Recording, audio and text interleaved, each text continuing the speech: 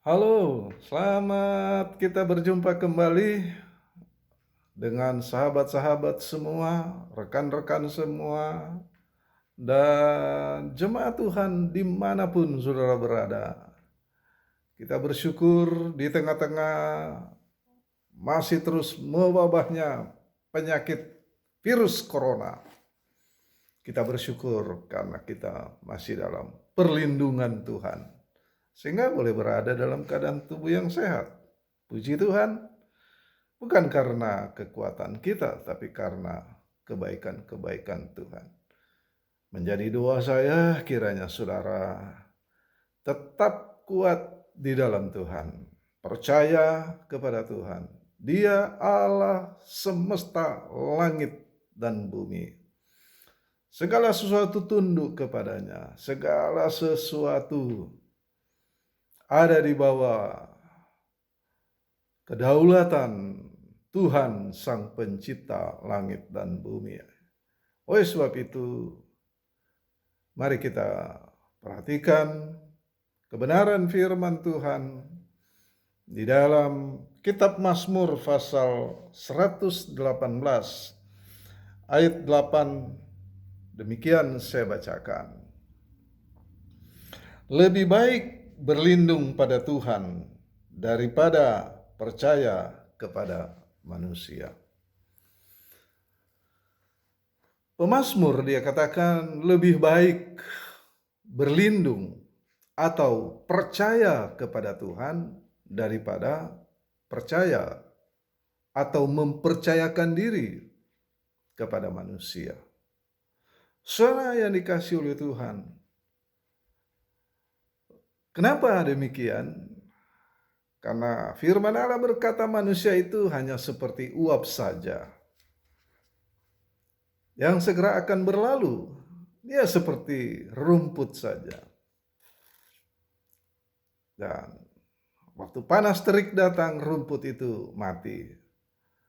Tetapi manusia, karena saudara berharga di mata Tuhan, karena saudara indah di mata Tuhan, sebab saudara adalah ciptaan Tuhan, dan di dalam hidup saudara ada nafas Allah, ada kehidupan Allah. Itu sebabnya Dia ingin agar supaya kita berlindung kepada Dia, berlindung kepada Tuhan, percaya kepada pertolongan Tuhan. Keluarga kita, seisi rumah tangga kita ajak untuk berlindung, percaya kepada Tuhan.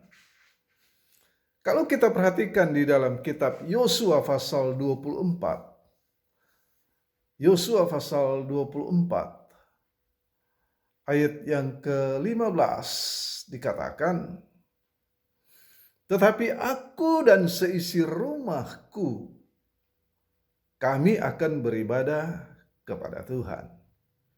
Berlindung pada Tuhan adalah orang yang suka beribadah kepada Tuhan. Berlindung kepada Tuhan adalah orang yang memiliki hati yang konsisten untuk beribadah kepada Tuhan. Hidupnya adalah hidup dalam ibadah. Hidupnya adalah hidup untuk mengabdi kepada Tuhan, sesuai dengan porsi pekerjaan saudara masing-masing. Apakah saudara sebagai seorang pengusaha pertanian? Apakah saudara sebagai seorang pegawai? Apakah saudara sebagai seorang pemilik bisnis yang besar? Ataupun saya menyebut mereka dengan pengusaha-pengusaha pertanian. Anda petani-petani dengan lahan yang kecil, saya menyebut Anda sebagai pengusaha. Memang yang populer disebut sebagai petani. Dan kata petani itu seringkali diterjemahkan sebagai sesuatu yang sangat rendah. Tapi saya mencoba angkat saudara menjadi pengusaha pertanian. Karena penggunaan kata yang tepat itu akan membangkitkan semangat, bukan? Jadi saudara para pengusaha, pertanian dimanapun saudara berada, saudara para pengusaha, di bidang jasa, saudara para pengusaha, saudara yang dikasihi oleh Tuhan.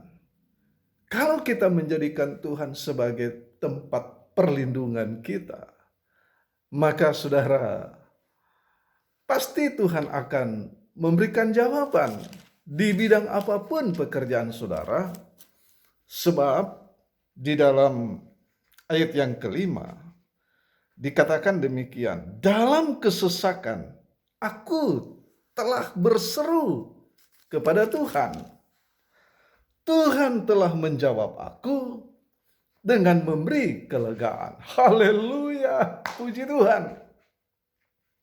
Di bidang apapun pekerjaan saudara, bisnis saudara, usaha saudara, bergerak di segmen apapun saudara, kalau menemui kesulitan, kalau menemui kendala, kalau menemui persoalan, maka Tuhan berharap agar engkau yang menjadikan Tuhan sebagai perlindungan saudara, berserulah kepadanya. Inilah orang-orang yang beribadah. Orang-orang yang beribadah adalah orang-orang yang berseru kepada Tuhan.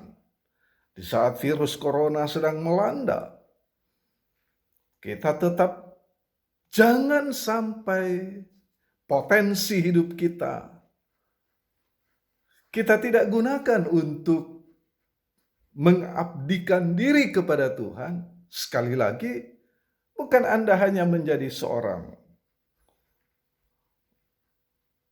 pendeta sebagaimana lazimnya atau menjadi seorang pelayan, tetapi jadilah seorang pekerja untuk Tuhan.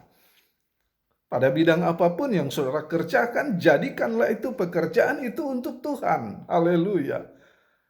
Untuk Tuhan itu akan menjamin keluarga saudara. Untuk Tuhan itu akan menjamin sampai kepada anak-anak saudara. Itu sebabnya Yosua dalam satu peristiwa yang luar biasa itu, dalam Yosua pasal 24, kita perhatikan bangsa Israel jatuh secara moral untuk menyembah yang bukan Tuhan. Walaupun mereka di satu sisi sudah melihat kemuliaan, pertolongan, mujizat, dan keajaiban-keajaiban Tuhan. Tetapi sayang sekali, pada saat Yosua menjadi tua, dia melihat bahwa bangsa Israel sesungguhnya tidak lagi menjadikan Tuhan sebagai perlindungan, tetapi mereka berubah. Karena apa? Segala fasilitas sudah ada pada mereka. Tanah pusaka sudah mereka miliki. Rumah-rumah sudah mereka miliki. Perkebunan sudah mereka miliki oleh karena penaklukan yang dipimpin oleh sang pemimpin yaitu Yosua. Namun pada saat mereka melihat, Yosua melihat bahwa setelah mereka berada dalam kelimpahan, maka mereka berpaling dari Tuhan. Dan itu sebabnya Yosua berkata, Yosua memutuskan, tetapi aku dan seisi rumahku, mari kita ayomi rumah tangga kita, ayomi anak-anak kita, mari kita bawa mereka. Siapapun juga saudara yang punya keluarga atau termasuk dalam sebuah keluarga, mari dorong agar supaya keluarga saudara, anak-anak saudara, mari beribadah kepada Tuhan sebagai bentuk konkret daripada kita menjadikan Tuhan sebagai perlindungan. Sebagai bentuk konkret daripada saudara menjadikan Tuhan sebagai pelindung dalam rumah tangga saudara, dalam hidup saudara, dalam pekerjaan saudara. Jadikan Tuhan sebagai andalan saudara. Saudara yang dikasihi oleh Tuhan, karena dikatakan di dalam ayat 14, Tuhan itu kekuatanku dan mazmurku. Kekuatan kita adalah Tuhan, pujian kita untuk Tuhan. Haleluya. Sekali lagi, kekuatan kita berasal dari Tuhan dan hidup kita memuji Tuhan. Tuhan Yesus memberkati kita semua. Haleluya, shalom, permata sorga.